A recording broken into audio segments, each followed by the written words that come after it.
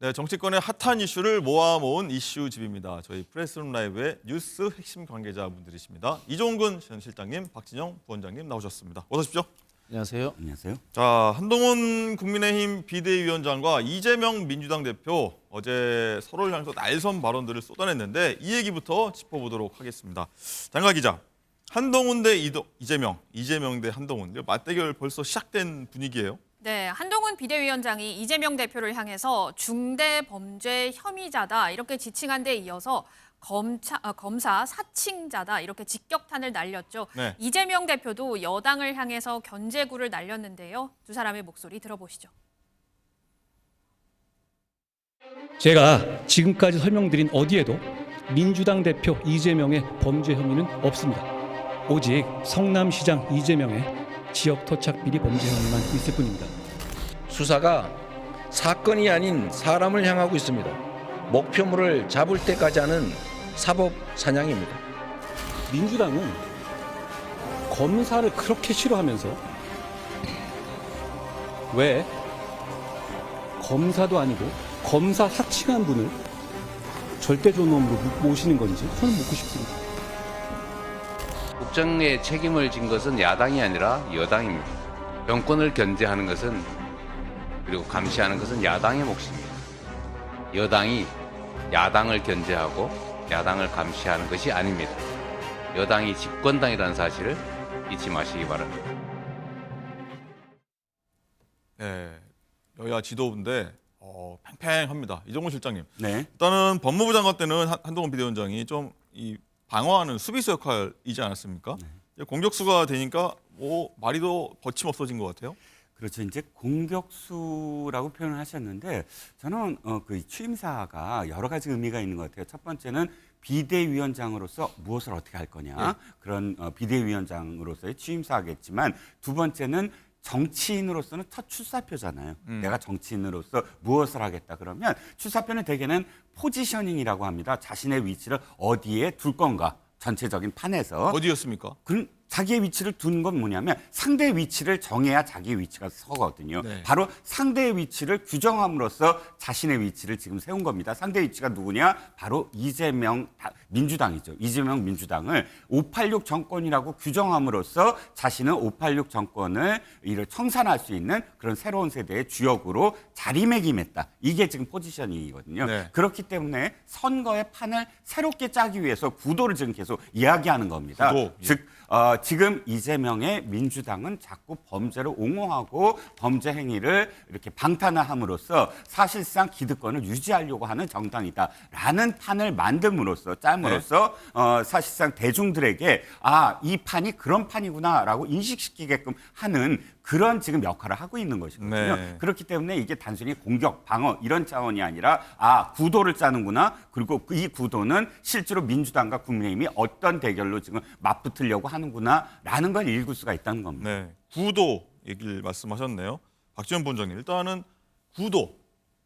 한동훈 비대위원장은 검사 대 피의자 이 구도로 만들려고 하는 것 같아요. 총선까지. 제가 아는 바로는 이 한동훈 비대위원장도 고소고발 많이 당했어요. 피의자인 겁니다. 손준성 고발사주 의혹 사건, 그다음에 그 특활비 문제, 여러 가지 문제에서 시민단체와 야권에서 고소고발을 해놨습니다. 네. 그렇다면 본인도 그런 말할 이제 자격은 없다 이 말씀 드리고 싶고요. 대한민국 경제가 문재인 정부 때하고 비교하면 상당히 나빠졌어요. 문재인 정부 때 제가 알기로 이제 주가가 3,300포인트까지 갔다가 지금 한 2,600까지 지금 떨어져 있는 상황인데요. 정부를 망하게 하더니 이제는 정치권까지 망하게 만드는구나라는 이런 생각이 드는데요. 비대위원장이 왜 비대위원장이 됐습니까? 이재명 야당과 잘 못 싸워서 국민의힘이 지금 이 상황까지 왔어요. 비대위를 만든 것은 윤석열 정부가 정치를 잘못하니까 국민들이 민심 위반이 일어난 겁니다. 그 과정에서 김기현 대표 등과의 책임 소재를 놓고 갈등도 있었고요. 결국은 뭐냐면 혁신해야 될 것은 윤석열 정부의 국정입니다. 그래서 비상 상황이 벌어진 거 아닙니까? 근데 그 비상 상황은 팽개쳐 놓고 다시 야당 때려잡기를 해서 지지율을 올리겠다. 그러니까 나라를 어떻게 운영하겠다는 것은 안중에도 없는 거예요. 그냥 적을 만들어 가지고 공격을 해 가지고 내 지지층만 지금 결집시키겠다는 정말 나쁜 전략이다. 나라를 망치고 이제는 정치까지도 완전하게 망하게 만드는 그러한 전략을 쓰고 있다. 네. 이렇게 비판하고 싶습니다. 알겠습니다. 이종훈 실장님, 네. 한동훈 비대위원장 불출마 선언 놓고 이 얘기도 한번 해볼게요. 네. 이재명 대표는 뭐 다른 확실한 차별화 전략이다, 아니다, 험지 출마를 피하면서 곧장 뭐 대권 주자로 가려는 뭐 그런 움직임이다. 이렇게 다양한 해석이 나오는데 네. 어떠리라 보십니까? 공천 때마다 가장 크게 나오는 갈등이 바로 셀프 공천이에요. 기억하시겠지만 김종인 비대위원장, 민주당 시절의 비대위원이죠. 위원 스스로 비례 2번에 넣었어요. 비례 1번은 여성 몫이니까 네.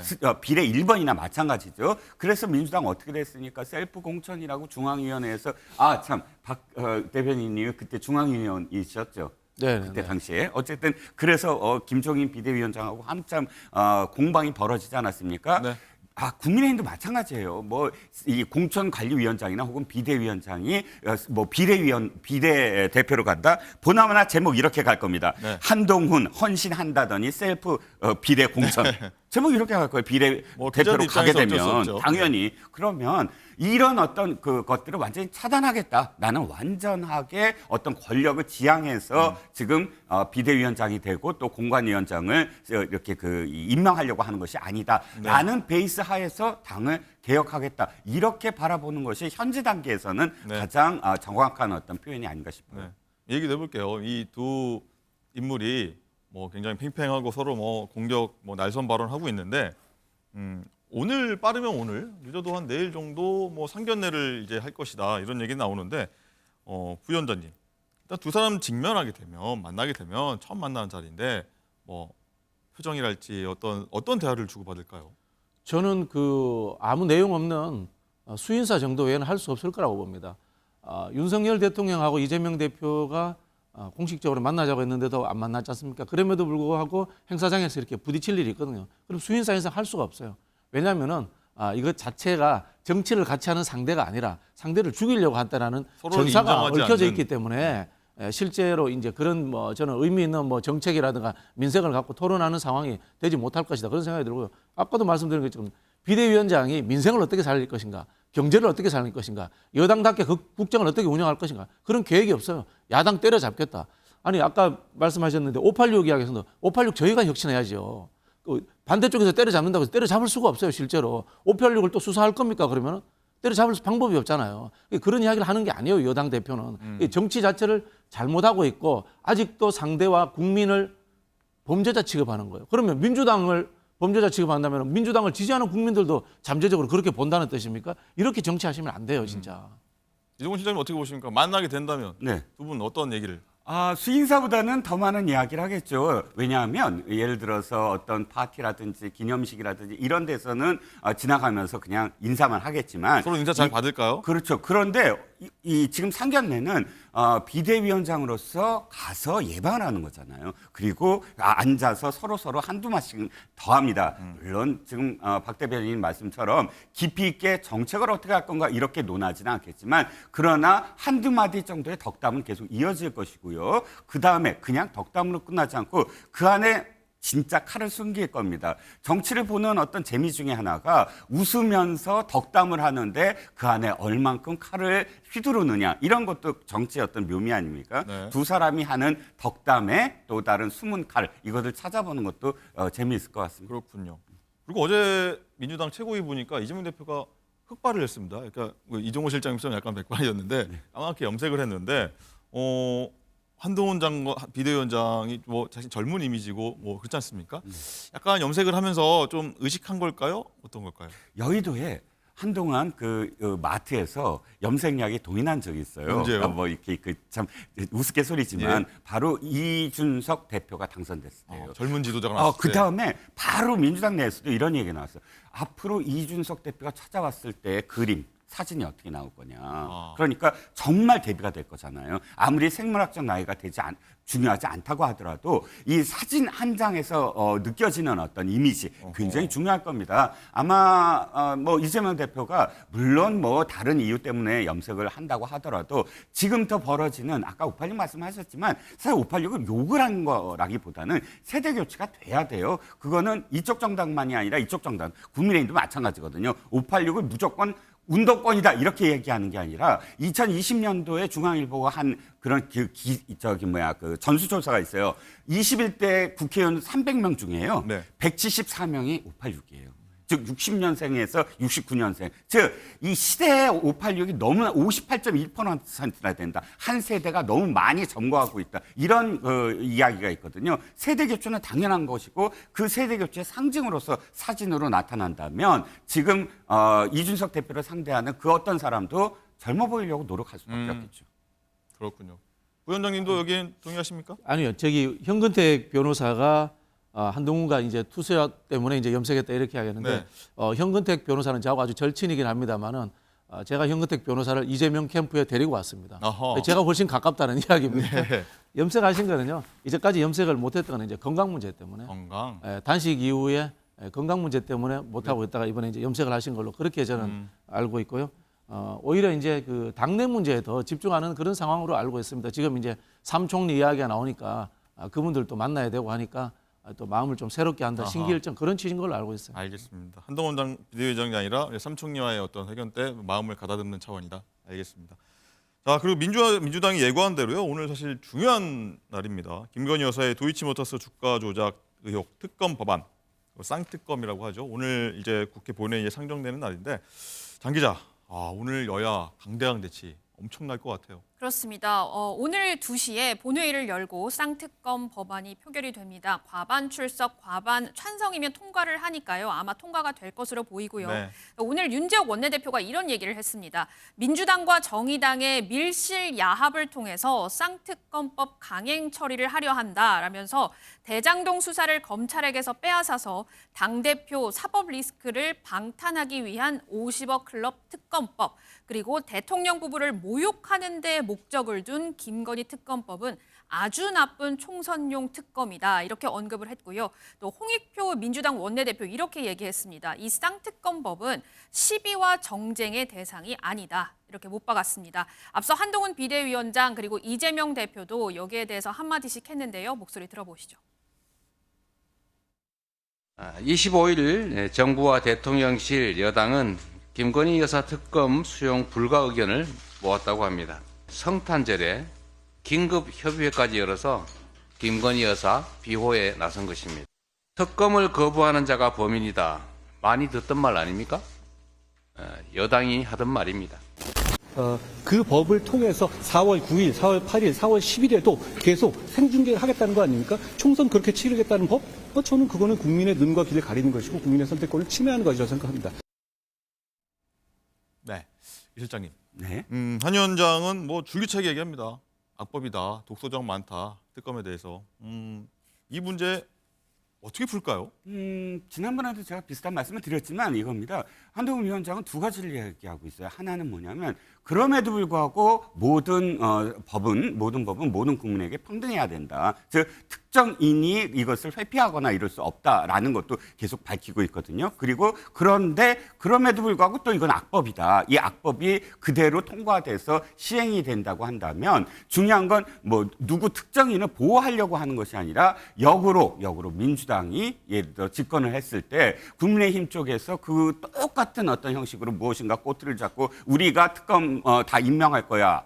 그리고 매일같이 우리가 공표할 거야. 라고 했을 때 집권당인 민주당이 그걸 그대로 받아들일 수 있을 것이냐. 없다고 보여지거든요. 그러니까 법의 보편성, 법이 누구한테나 다 적용이 되고 또 지속적으로 안정적으로 계속 법이 유효하려면 그런 독소 조항이 없으면 되거든요. 저는 특검 받을 수 있다. 그리고 김건희 수사하라. 이 수사 자체는 사실 이미 추미애 장관 시절이나 혹은 문재인 대통령 시절에 이성윤 중앙지검장 시절에 이미 2년 동안 수사를 하고 기소를 못한 건데 그 기소를 못한 것은 마치 한동훈 법무장관이 못한 것처럼 하는 것 이런 거 다 좋다 받아들이겠다 하지만 독소조항만큼은 특정인을 위해서가 아니라 법의 보편성을 위해서 독소조항은 다시 협의를 하자라는 선에서 충분히 저는 이 특검을 수용할 수 있다고 봅니다. 네, 뭐 부원장님도 하실 말씀 있을 것 같은데 일단은 이 특검의 어떤 상황을 앞으로 진행 상황을 좀 보면은 오늘 일단 민주당의 야당이 단독 처리를 하고 그다음에 또 대통령에서 거부할 수 있지 않습니까? 그럼 다시 국회로 가서 다시 한번 발의할 테고 그다음에 국민의힘이 공천 이후에 공천 못 받은 의원들이 나올 거 아닙니까? 거기서 이탈표가 나와서 이제 결국에는 특검법이 통과될 수 있다 이런 수순이라고 다들 생각을 하는데 뭐 이를 어떨 거라 보십니까? 그건 뭐 시나리오인데요. 네. 돼봐야 알죠. 돼봐야 하는데 이게 이제 4월 27일 날 발의가 됐거든요. 예. 발의가 됐으면 지금 이제 8개월이 지났잖아요. 8개월 동안 밀실에서 무슨 협상을 합니까? 8개월 동안 밀실에 그러면 윤재욱 원내대표가 들어오시면 되잖아요. 들어와가지고 자기도 끼어서 하면 되잖아요. 8개월 동안 국민의힘이 아무런 반응이 없었기 때문에 총선 임박한 상황까지 온 거예요. 그 중간에 협상을 했으면 됐어요. 국민의힘이 밀어놓은 거예요. 대통령이 무서워서. 그러다가 이제 막판에 닥치니까 이게 뭐 악법이다 이런 이야기를 하는데요. 황당하고 말이 안 되는 게 과거에 있었던 박근혜 특검 때도 제3당이 추천했습니다. 그 당시에 이제 국민의당 쪽에서 박영수 특검을 추천을 했고요. 네. 그 당시에도 생중계를 다 했습니다. 그 특검에 한동훈 비대위원장이 제가 알기로는 수사관으로 참여한 걸로 알고 있습니다. 이렇게 실제 있었던 일을 왜곡하시면 안 되고요. 그리고 실제로 저희가 생각하기에는 한동훈 비대위원장이 된 이유가 이 김건희 특검이 이루어졌을 때 국민의힘 내에 이탈자를 막기 위해서 용대실에서 꼽지 않았나 뭐 그렇게 저희들은 이제 추론을 하고 있거든요. 그러나 지금 현재 이제 야당의 숫자가 150석을 넘기 때문에 이것은 무조건 통과될 것이다. 그렇게 예측합니다. 네. 그렇군요. 지금 그리고 방금 저희가 속보를 내보냈지만 한동훈 비대위원장이 비대위원들을 구성을 했는데 김혜지, 민경우, 김경률 이런 분들이 나왔군요. 장가 기자 속보 전달 좀 해주시죠. 네, 방금 국민의힘에서 한동훈 비대위 인선이 발표가 됐습니다. 네, 속보 들어온 상황을 좀 보면 박정화 수석대변인이 조금 전 임명안을 발표를 했는데요. 당연직 비대위원들이 여기에 들어가거든요. 그래서 한동훈 비대위원장 그리고 정책위 의장 그리고 원내대표는 당연직으로 들어가는데 유이동 정책위 의장 유임하게 됐습니다. 자, 그리고 오늘 비대위원 한 명을 제외하면 모두 비정치인이라고 합니다. 네. 자, 그러면 이 정치인이 누구냐? 바로 이 시각장애인인 비례 그 의원이죠. 김예지 의원입니다. 나머지는 민경우 수학연구소 소장 그리고 김경률 경제민주주의 20일 공동대표 구자룡 변호사 등이 들어가게 됐습니다. 자, 그래서 오늘 비대위 후보들이 내일 전국위원회에서 추인을 받게 되고요. 추인을 받게 되면 내일부터 비대위 체제로 정식 전환이 되게 됩니다. 그렇군요. 뭐 다음 소식 들어온 대로 저희가 한 번 더 분석해 보도록 하겠습니다.